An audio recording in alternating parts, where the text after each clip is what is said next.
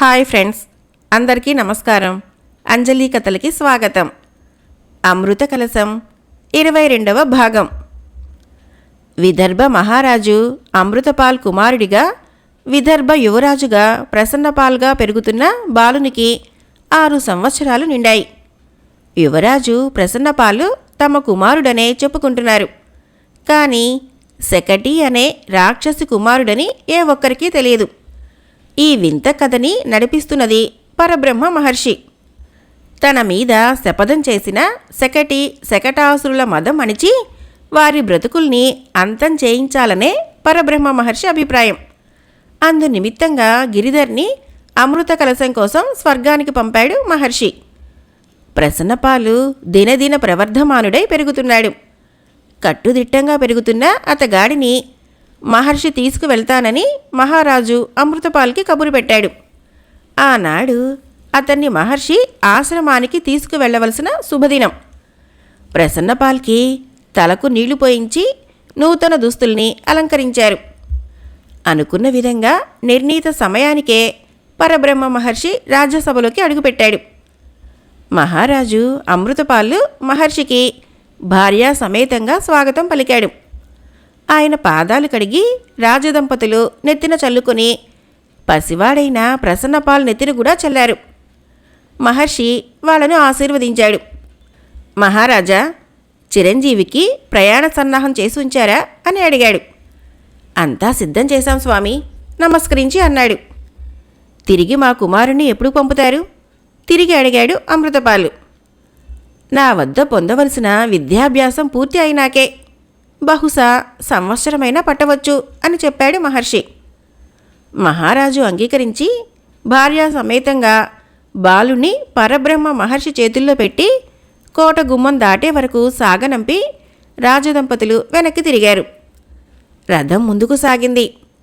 వేగంగా గాలిలో తేలిపోతూ పరిగెత్తుతున్న రథము సారథి ప్రయత్నం లేకుండానే ఆగిపోయింది. రథంలో కూర్చొని ఉన్న పరబ్రహ్మ మహర్షి దృష్టి పరిసరాలను పరికించింది. అంతలో మర్కటం ఎదురుగా నిలబడి రథంలో కూర్చున్న పరబ్రహ్మ మహర్షికి చేతులెత్తి నమస్కరించింది. మీ దర్శనంతో నా జన్మ పవిత్రమైనది. నేను యోగిని గారి ఆజ్ఞ మీద మీ రథాన్ని అటు మళ్లించి తీసుకువెళ్లేటందుకే వచ్చాను. నన్ను మర్కటేశ్వరుడు అంటారు అన్నది మర్కటం. అదేంటి మహర్షి, కోతి అంత చక్కగా మాట్లాడుతున్నది? ప్రసన్నపాల్ అడిగాడు వింతగా చూస్తూ. జన్మ సాఫల్యం నాయనా అది అన్నాడు. ప్రసన్నపాలు అలాగా అని తలను పంకించి మళ్ళీ మర్కటాన్ని చూస్తున్నాడు.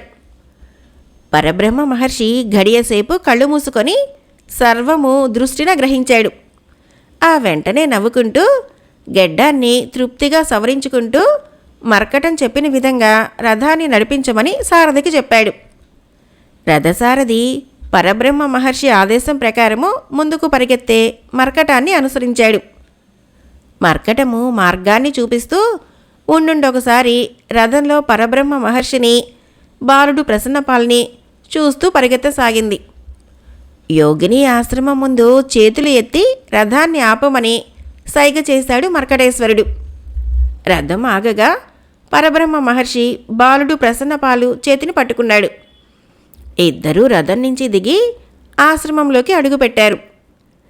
పరబ్రహ్మ మహర్షి యోగిని తపోదీక్షకు అభినందనలు అందించాడు.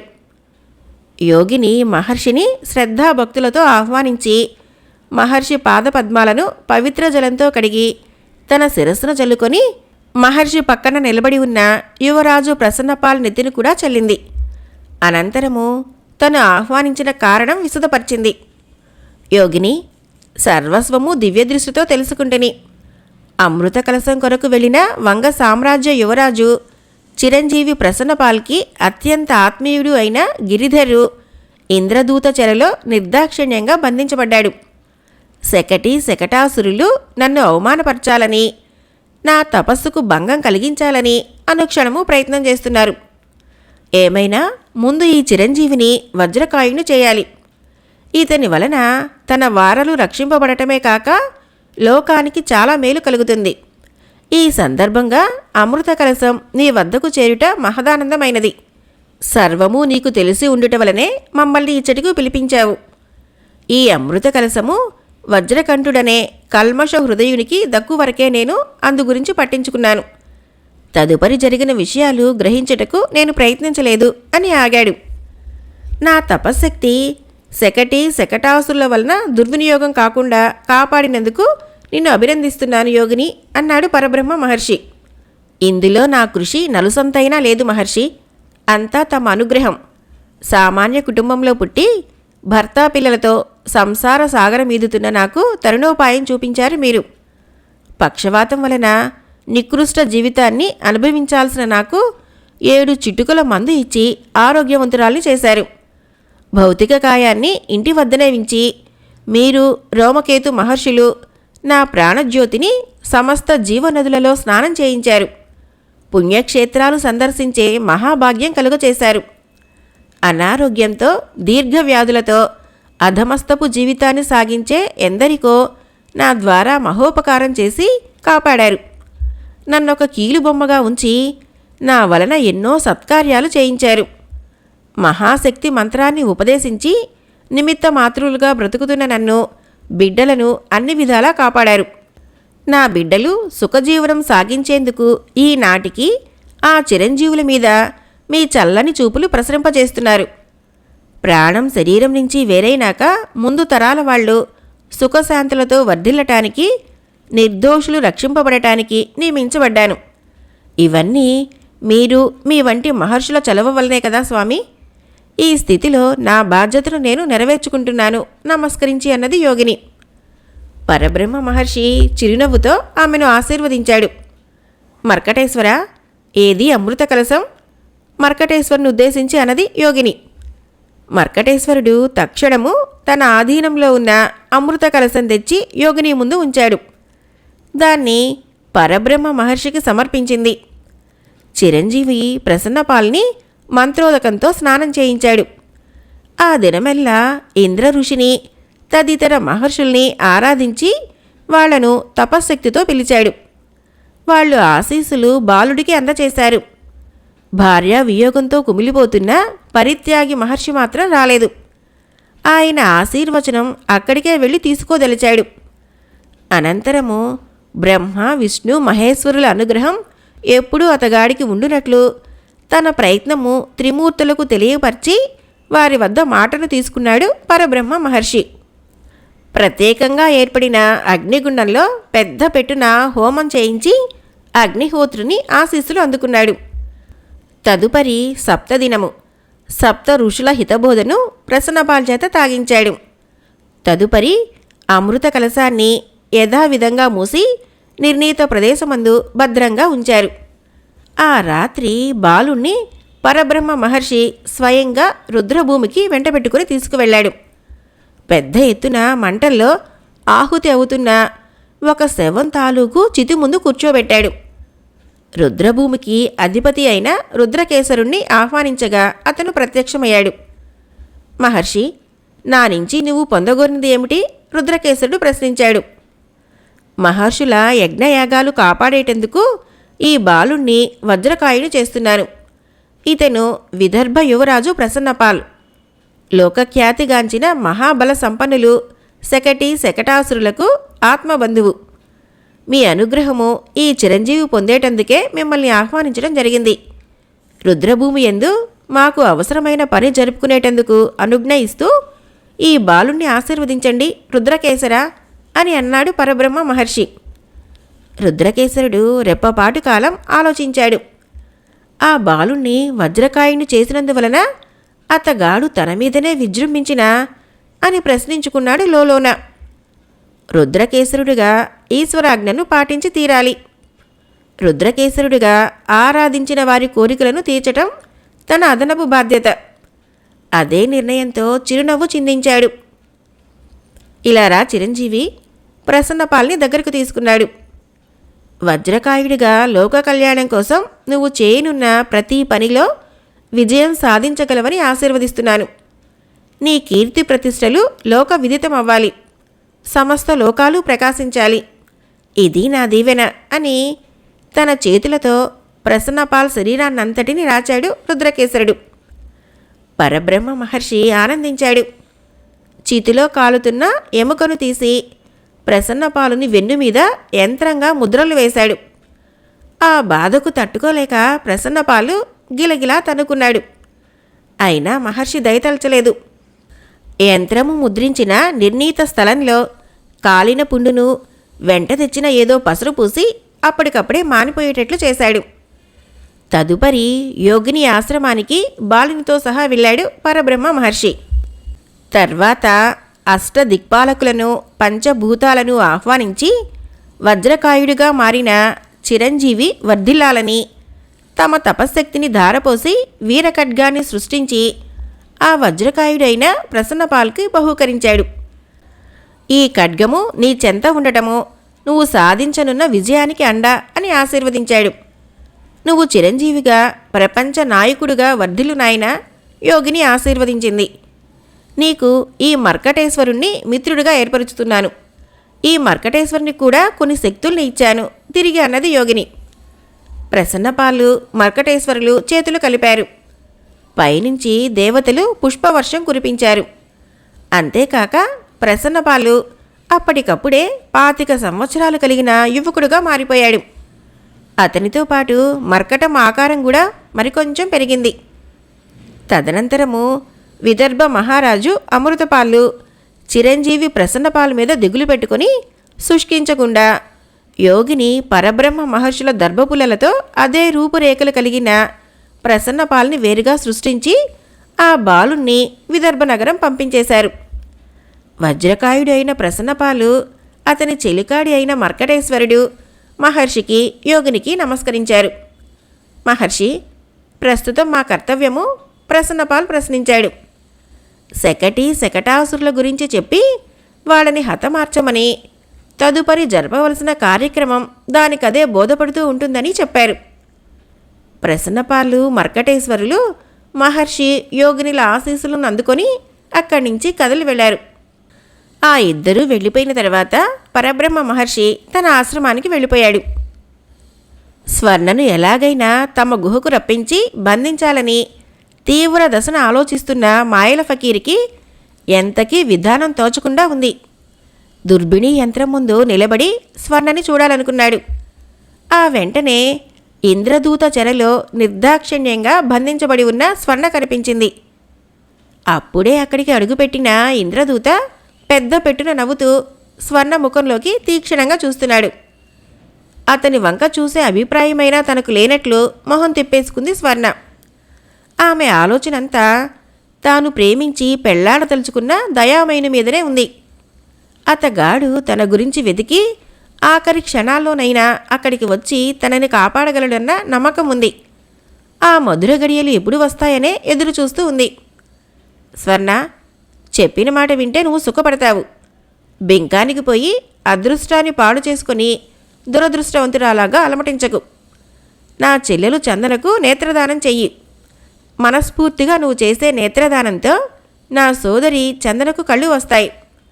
తర్వాత నువ్వు కరుణించబడతావు అన్నాడు ఇంద్రదూత. బొందిలో ప్రాణముండగా నేను నీ కోరిక తీర్చను. నీ చెల్లెలు కళ్ళు రావటం కోసం నా కళ్ళను దానం చేయమంటానికి నీకు నోరు ఎలా వచ్చింది? నీ చెల్లెలు లాంటి వాళ్లే కదా సాటి స్త్రీలు అని తెలుసుకోలేవా? అంది కఠినంగా స్వర్ణ. అయితే బ్రతుకంతా అగాధంగా ఇక్కడే సాగించు అని అరిచాడు. నీకు వినాశకాలం దాపురించింది కనుకనే నీకు ఈ విపరీత బుద్ధి పుట్టింది అన్నది స్వర్ణ. అమృత కలశం అపహరించిన తుచ్చ మానవుడు నా చెరలోనే శాశ్వత బందీ అయి పడి ఉన్నాడు. ఇక అమృత కలశం అంటావా? ఎక్కడున్నా తిరిగి స్వర్గానికి చేర్చగల ధీమంతుడిని అని నువ్వనుకుంటున్నావు. చేయి జారిన అమృత కలశం తిరిగి పొందగలవన్న నమ్మకం ఉండటం నీ అవివేకం. అది నీ బ్రతుకంతా ధారపోసినా పొందలేవు అన్నది. అమృత కలశం తెచ్చి చూపిస్తే నా చెల్లెలికి నీ కళ్ళు దానం చేస్తావా? ఇంద్రదూత అడిగాడు. అమృత కలశంతో నాకు ఎటువంటి పని లేదు. అందును గురించి నా కళ్ళు దానం చేసి నీ చెల్లెలికి కళ్ళు అప్పగించే అవసరం నాకేం లేదు తల తిప్పేసుకుంది. ఇంద్రదూత పెద్ద పెట్టున నవ్వాడు. నీ కర్మ నువ్వు అనుభవించు, తీసుకువెళ్ళండి అనగానే స్త్రీదాసి స్వర్ణను అక్కడి నుంచి ఈడ్చుకుపోయింది. అంతలోనే వేరొక దాసి వస్తూనే చందన గారు మీ రాక కోసం ఎదురు చూస్తున్నారు అని అన్నది. ఇంద్రదూత వెంటనే అక్కడి నుంచి వెళ్ళాడు. అన్నా అన్నది చందన. విశ్వ ప్రయత్నం చేస్తున్నాను సోదరి, కానీ ఆ మానవ పిశాచి కళ్ళు దానం చేయటానికి నిరాకరిస్తున్నది అని చెప్పాడు ఇంద్రదూత. చందన నిరుత్సాహపడింది. క్షణం తర్వాత అమృత కలశం గురించి ప్రశ్నించింది. అది ప్రస్తుతము అపవిత్రమై ఉంది. దాన్ని పవిత్రం చేయటానికి దేవఋషులు తీవ్రంగా కృషి చేస్తున్నారు. అది త్వరలో స్వర్గాన్ని తిరిగి చేరుకుంటుంది అన్నాడు ఇంద్రదూత. మాయోపాయించే కలశాన్ని అపహరించిన ద్రోహి ఇక్కడనే ఉన్నాడా అని అడిగింది.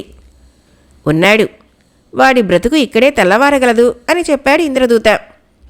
అన్నా, ఆ మానవుడు భలే సాహసవంతుడు. గుణగణాలు రూపసంపదలు ఎలాంటివి? చిరునవ్వుతో ప్రశ్నించింది చందన. ఇంద్రదూతకు ఆమె వేసిన ప్రశ్న వింతగా తోచింది. చందనను ఆశ్చర్యంగా చూస్తున్నాడు. నన్ను అపార్థం చేసుకోకన్నా, అతన్ని ఒక్కసారి చూడాలనిపిస్తుంది చెప్పింది చందన. ఇంద్రదూత గతుక్కుమన్నాడు. తన చేత బంధించబడిన తన శత్రువును చందనకు చూడాలనిపించడం నచ్చలేదు. ఏమైనా చందనకు కళ్ళు వచ్చేలోగానే తను బంధించి ఉంచిన గిరిధర్ని సంహరించాలనుకున్నాడు. నీకిష్టం లేదా అన్నా అంది తిరిగి. ఇంద్రదూత మాట తడబడుతూ, అలాగేనమ్మా, ముందు నీకు కళ్ళు రావాలి కదా అని చందన భుజం మీద చెయ్యి ఉంచి చిన్నగా వత్తాడు.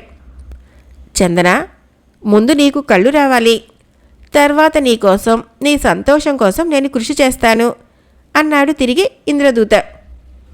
చందన తృప్తిగా నిట్టూర్పు విడిచింది. ఇదంతా దుర్భిణి యంత్రంలో ప్రత్యక్షంగా తిలకిస్తూ ఉన్న మాయల ఫకీరుకు కొత్త ఆలోచన తలెత్తింది. ఎలాగైనా మాయోపాయంతో అమృత కలశాన్ని చేజిక్కించుకొని తన ఆధీనంలో ఉంచుకొని ఆ విషయము ఇంద్రదూతకు తెలియపరచాలి. తద్వారా స్వర్ణను తన గుహకు రప్పించాలి అని తీర్మానించుకున్నాడు. కానీ అమృత కలశం ఎక్కడుంది? తనను తాను ప్రశ్నించుకొని తిరిగి దుర్భిణి యంత్రం వైపు దృష్టి సారించాడు ఫకీరు. ఒక కుటీరంలో పూజామందిరం ముందున్న అమృత కలశం కంటబడింది. దుర్భిణి, అమృత కలశం ఉన్న కుటీరం ఎక్కడుంది? ఎవరిదా కుటీరము అడిగాడు ఫకీరు.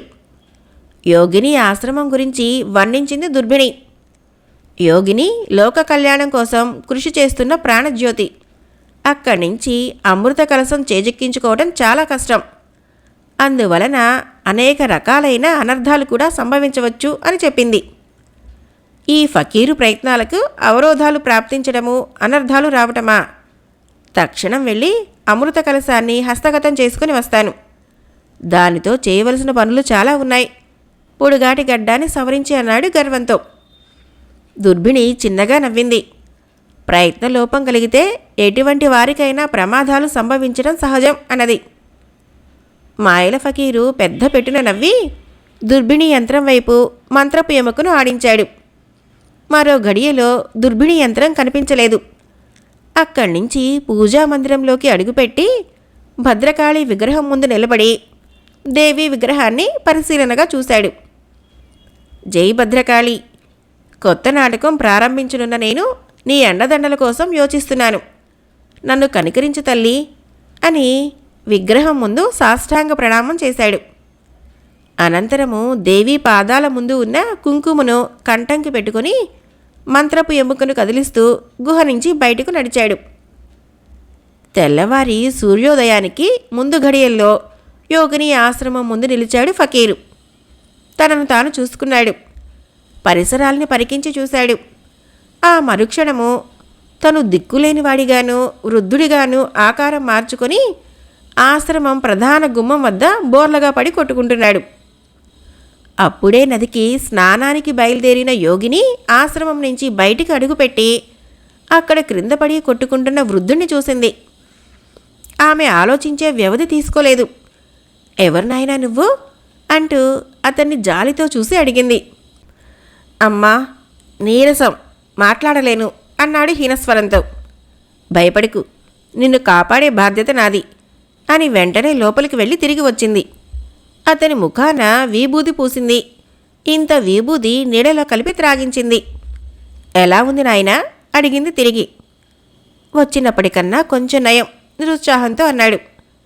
నువ్వు ఇక్కడనే ఉండు, నేను నదీ స్నానం చేసి వచ్చి నిన్ను పూర్తి ఆరోగ్యవంతుని చేస్తాను అన్నది. వృద్ధుడిగా ఉన్న ఫకీరు అంగీకరించినట్లు తలను పంకించాడు. యోగి అతన్ని అక్కడే కూర్చుండబెట్టి ఆశ్రమం వైపు చూసింది. ఆశ్రమం దారులు వాటికవే మూసుకుపోయాయి. ఆమె కమండలము రుద్రాక్షమాల పట్టుకుని వెళ్ళింది.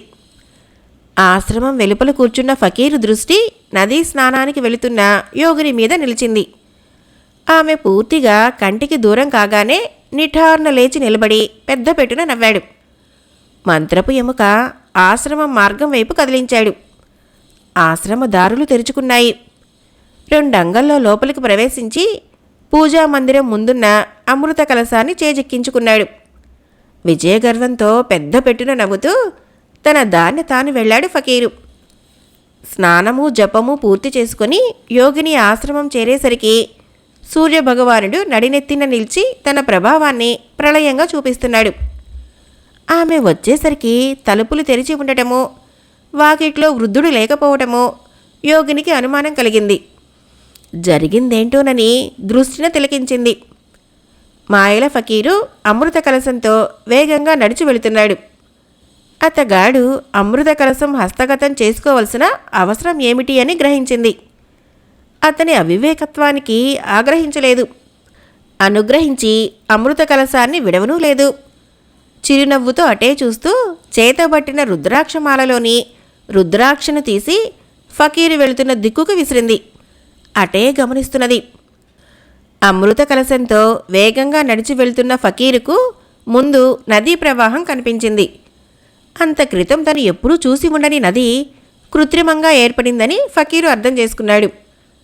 తన వద్దనున్న మంత్రశక్తితో అటువంటి నదులు ఎన్నిటినైనా దాటగలనన్న గర్వం అతడి నుంచి తొంగి చూసింది. గట్టిగా ఊపిరి పీల్చుకున్నాడు. మంత్రదండంతో పీఠాన్ని సృష్టించి తాను దానిమీద కూర్చున్నాడు. పీఠము నదీ ప్రవాహానికి పైభాగాన పరిగెత్తుతోంది. సగం పాటి దూరం వెళ్ళేసరికి తాను కూర్చున్న పీఠం మాయమైంది. అనుకోకుండా అమృత కలశంతో సహా ఫకీరు ప్రవాహంలో పడ్డాడు. ఆ విసురుకి అమృత కలశం అతడి నుంచి వేరైంది. ఫకీరులో ఆవేదన ఎక్కువైంది.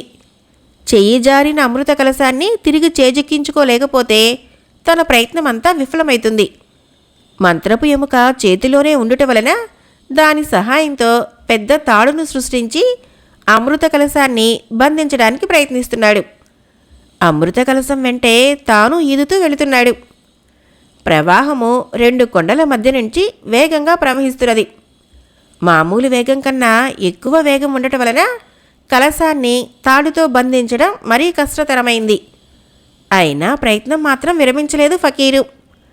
ప్రవాహ వేగానికి అమృత కలశము అక్కడున్న కొండ అంచుకు చేరింది. ఆగింది. ఫకీరు మునుగుతూ తేలుతూ కొండ అంచు వైపుకి వెళ్ళి అమృత కలశాన్ని అందుకోపోయాడు. అంతలో అమృత కలశాన్ని పొడుగాటి హస్తాలు అందుకున్నాయి. ఫకీరు విసురుగా తలను పైకెత్తి చూశాడు. 2 కొండల మీద కాళ్ళుంచి నడుం వంచి అమృత కలశాన్ని అందుకున్నది రాక్షస ఆకారము అని గుర్తించాడు. ఫకీర్కి తల తిరిగినంత పనైంది. తన మాయాశక్తితో నదీ ప్రవాహం నుంచి ఒడ్డున చేరాడు. తాడిలాగా పెద్ద ప్రమాణంలో కనబడే రాక్షస ఆకారం ముఖంలోకి తలను పైకెత్తి సూటిగా చూశాడు. ఎవరు నువ్వు? ఫకీరు ప్రశ్నించాడు. రెప్పపాటు కాలంలో రాక్షసుడు ఫకీరు ముందు నిలిచాడు. నువ్వెవర్రా? అడిగాడు రాక్షసుడు. ముందా పాత్ర ఇలా ఇవ్వు, లేదా ఇక్కడే పాషాణంగా మారుస్తాను. ఈ ఫకీరు మాయాశక్తిని వెరగవు అన్నాడు ఫకీరు. రాక్షసుడు పెద్ద పెట్టున నవ్వాడు. నువ్వు ఎంతటి మాయల ఫకీరువైనా నా శక్తి ముందు నిలవలేవురా మూర్ఖుడా. శకటాసురుడనే పేరు వినలేదా? ఆ దానవ శకటాసురుడే నేను, గర్వంతో గట్టిగా అన్నాడు శకటాసురుడు. అయితే నాకేంటి, ఆ పాత్ర నాది, ఇవ్వకపోతే సహించను ఫకీరు అన్నాడు. ఇంతవరకు ఇద్దామనే అనుకున్నాను. దీని గురించి నువ్వింతగా అడగటంతో నాలో ఏదో అనుమానం బయలుదేరింది. ఈ పాత్ర ఏదో మహత్తరమైందనుకుంటున్నాను. ఇది నా వద్ద ఉండవలసిందే. పొరపాటునైనా దీన్ని నీకివ్వను, ఖచ్చితంగా చెప్పేశాడు శకటాసురుడు. అమృత కలశం 22వ భాగం సమాప్తం. ఫ్రెండ్స్, నా కథలు నచ్చినట్లయితే మన ఛానల్ని తప్పకుండా సబ్స్క్రైబ్ చేయండి, లైక్ చేయండి, షేర్ చేయండి, మంచి కామెంట్ చేయండి. Thank you.